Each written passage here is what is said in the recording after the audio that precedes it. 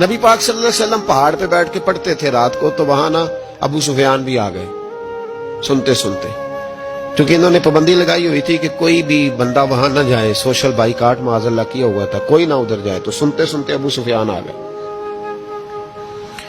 کہتے ہیں حضور قرآن پاک پڑھ رہے تھے تو مجھے لطف بڑا آیا سننے کا، تو وہاں ایک قریب جھاڑی تھی تو ابو سفیان جھاڑی میں بیٹھ گئے، ساری رات نبی پاک نے قرآن پاک پڑھا اور ساری رات انہوں نے سنا۔ ہمیں اتنا ذائقہ بات سن کے بھی تو آنا چاہیے نا۔ کہتے ہیں اب مجھے نہیں پتا تھا کہ اخنس بن شریک بھی کہیں آیا ہوا ہے، اس نے بھی وہ بھی یہ دیکھنے آیا کہ کہیں کوئی وہاں آیا ہوا تو نہیں، وہ بھی کسی کونے میں جھاڑی میں بیٹھ گیا، حضور قرآن پاک کی تلاوت فرماتے رہے، وہ ساری رات سنتا رہا۔ ادھر سے کہیں ابو جال بھی آ گیا، پتھر دل تھا، پر میرے مصطفیٰ قرآن پڑھتے تھے تو کان اس کے بھی کھڑے ہو جایا کرتے، ساری رات تلاوت سنتے رہے، تینوں پکے کافر جھاڑیوں میں بیٹھ کر تلاوت سنتے رہے۔ صبح جب جانے لگے تو ملاقات ہو گئی، تو کدھر آیا تھا؟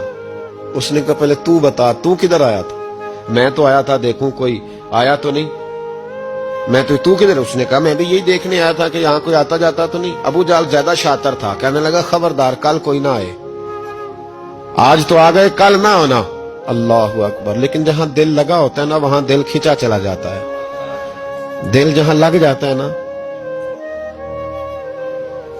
وہاں دل کھینچا چلا جاتا ہے۔ یہ دل کا بھی اپنا ایک معاملہ ہے نا، اب لگ گیا تھا قرآن پاک کی تلاوت سے۔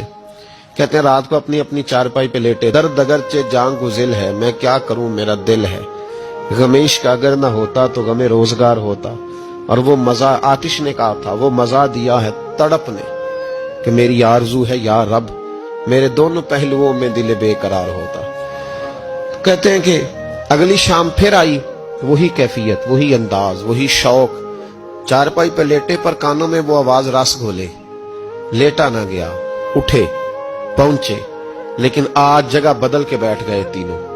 صبح ساری رات سنتے رہے محبوب کی تلاوت، صبح اٹھے تو پھر چوک میں ملاقات ہو گئی، تو کدھر آیا تھا، تو کدھر؟ ابھی بات ہونے، ابو جال ذرا زیادہ شاطر تھا، کہنے لگا میں تو تم دونوں کا خیال کرنے آیا تھا، کہیں تم دونوں تو نہیں آئے، یہ دیکھنے کے لیے آیا تھا۔ اللہ اکبر۔